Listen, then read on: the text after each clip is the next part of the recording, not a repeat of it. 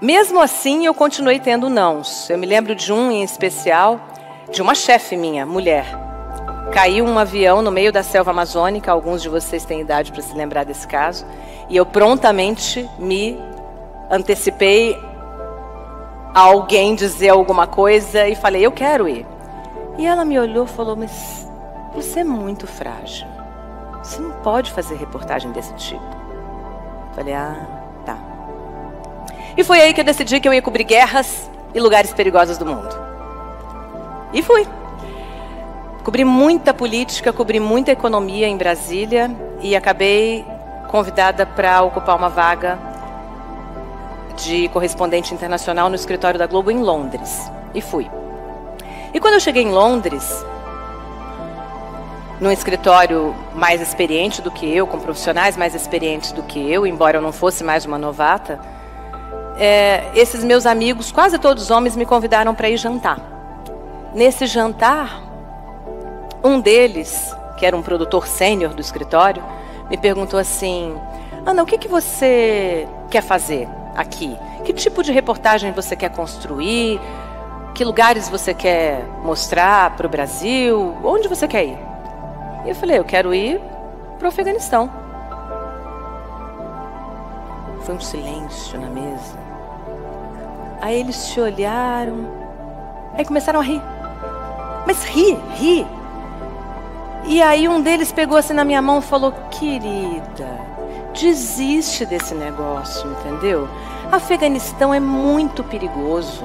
Mulher no Afeganistão, você nunca vai conseguir um visto. E ainda que conseguisse, você acha que você vai conseguir entrar e filmar alguma coisa?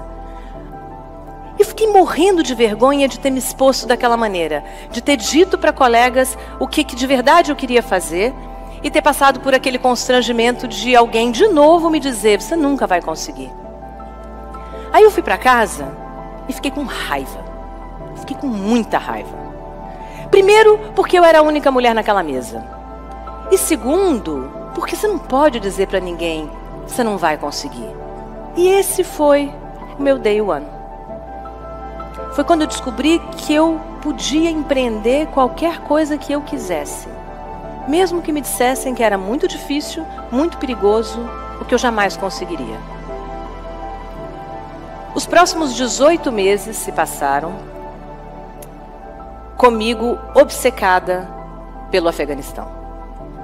Eu consegui um interlocutor talibã, e na época o Afeganistão era controlado pela guerrilha talibã, que baniu as mulheres das escolas, do mercado de trabalho, trancou todas elas dentro de casa, acabou com as escolas, acabou com o comércio, porque você não podia ter lucro, acabou com os bancos, porque você não podia cobrar juros, e, enfim, virou um país meio fantasma. Bom, nesse meio tempo fiz muitas matérias, cobri a derrocada do ditador Pinochet, cobri desastres nucleares, cobri outras guerras como a de Kosovo, uma guerra especialmente perigosa no momento que eu entrei, e fui convidada para uma outra vaga em Nova York, que me parecia um escritório mais interessante, porque de lá você podia fazer viagens mais fáceis para o resto do mundo, e eu topei e fui. E aí, eu finalmente consegui um contato, fiquei negociando com ele mais uns 6, 8 meses, e finalmente consegui o visto e fui para o Afeganistão. E aí eu entendi que realmente eu estava empreendendo, porque não foi fácil, eu fui numa equipe de 2 mulheres, eu e uma produtora, e um cinegrafista, um repórter cinematográfico, que pouquíssimo filmou lá, porque também era proibido filmar. E saí de lá com matérias importantes, significativas, não corri nenhum risco, ou melhor, corri vários, mas consegui me safar de todos eles. A pré-produção foi muito bem feita, eu voltei para o Brasil e aí fui convidada para ancorar o Jornal da Globo e vim para cá. Eu passei anos tentando encobrir a minha fragilidade, a minha doçura, a minha feminilidade, atrás de uma capa de mulher muito, muito, muito forte. E eu comecei a ver o quanto eu era uma mulher descompensada, desequilibrada. O quanto eu abri mão de toda a minha vida pessoal para chegar até ali, para fazer as coisas que eu queria fazer e para driblar os nãos que eu recebi na minha vida. Eu pensei, eu preciso começar a ouvir propostas, porque eu não quero passar aqui o resto da minha vida. Eu não me via envelhecendo naquele lugar. além de achar que o jornalismo com hora marcada também estava ficando uma coisa velha, antiga, eu queria viver o meu tempo.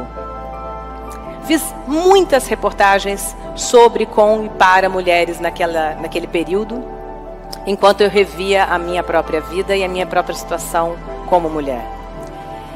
E aí um dia eu estava sentada na redação, as redações são abertas, né? A gente não tem salinhas, então são aquelas baias. Eu estava sentada na minha baia, e aí tocou meu telefone celular, eu atendi, e alguém me disse assim: "Opa, Paula, aqui é o Silvio." Eu falei: "Silvio?" "Sim, Paula, o Silvio Santos." Caramba, o cara não tá me ligando dentro da TV Globo, né? Quase voltei a esconder debaixo da cadeira, resolvi aquele assunto em 30 segundos, qualquer coisa que ele me propusesse eu ia dizer ok, mas ele só me propôs uma conversa, eu falei ok, onde, quando, papo, fechei e fui lá ouvi-lo. E ele me fez uma proposta que me pareceu muito sedutora na época, que foi: eu não tenho departamento de jornalismo hoje, eu mesmo destruí meu departamento de jornalismo há 8 anos, e eu preciso de alguém que remonte todo o departamento, atualize toda a tecnologia, contrate pessoas e monte um novo prime time para mim. Falei: tá bom, vou pensar. Pensei e fui, e passei os meses seguintes da minha vida montando ou remontando o departamento de jornalismo do SBT.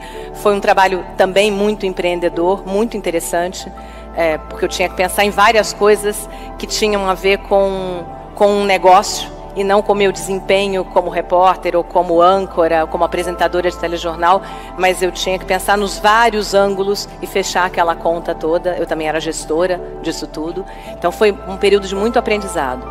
Depois de 2 anos, eu tive a oportunidade de montar um segundo produto dentro do SBT, que foi o SBT Realidade, que era um produto de reportagens longas, de 1 hora, que ia ao ar uma vez por semana. Eu propus para o Silvio que a gente fizesse isso em coprodução, o SBT e a minha primeira empresa.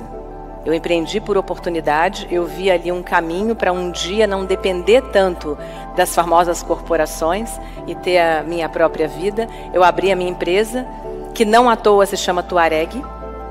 Tuareg é um povo nômade do deserto do Tenerê, dentro do deserto do Saara, ou seja, de alguma maneira eles são ciganos.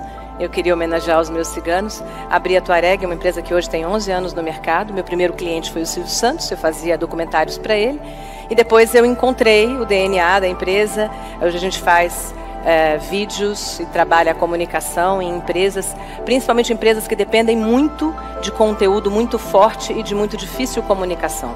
Eu tenho muitos jornalistas trabalhando na Tuareg e a gente tem esse treinamento de entender situações e casos, marcas difíceis, e é isso que a gente faz hoje lá. Quando terminou o meu contrato com a SBT, o Silvio me disse assim: eu queria que você voltasse para a bancada. Eu falei: desculpa, mas eu não quero mais bancada na minha vida. Não, mas você tem que voltar para a bancada. Eu falei: não, eu não vou voltar para a bancada. Bom, então seu contrato acabou mesmo. Eu falei: então acabou mesmo, tchau. E aí fui para a Tuareg, sentei lá e falei: bom, tudo bem, eu fico aqui com a Tuareg, não tem problema, estou feliz empreendendo. No dia seguinte, toca o telefone, era uma outra emissora me propondo exatamente a mesma coisa. A gente queria muito que você viesse para cá para apresentar o nosso principal telejornal. Falei: então, desculpa, mas eu não estou muito interessada em bancada mais. Não, mas olha só, a gente paga muito bem. Eu falei: então, pois é, mas eu não estou muito afim. E aí, no dia seguinte, me liga uma outra emissora dizendo assim: escuta, você quer vir apresentar um telejornal aqui? E eu falei: caramba, esse povo não está entendendo o que eu estou falando. Era muito não. O mercado estava obviamente me dizendo: não vamos deixar você sair daqui. Não, você não pode ser empreendedora, você tem que ser jornalista, apresentadora de telejornal. E eu falei: a culpa não pode ser do mercado, a culpa tem que ser minha. Eu é que não estou comunicando direito, tem alguma coisa que eu não estou fazendo, ou que eu estou fazendo demais, ou que eu estou fazendo de menos, eu preciso mudar a minha estratégia.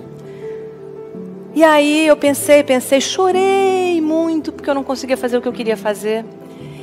E resolvi aceitar uma dessas propostas. Aceitei a proposta que me pareceu que me daria mais tempo livre para eu cuidar de outras coisas e tentar fazer o mercado entender que eu podia ser alguma outra coisa que não apresentadora de telejornais. E fui para a TV Record, fiquei 4 anos apresentando o jornal, mas eu não tinha nenhuma função editorial. Eu apenas apresentava o jornal. E era isso que eu fazia, eu dediquei as minhas manhãs a fazer estudos com um método dessa vez com muito rigor: impossível é apenas uma opinião.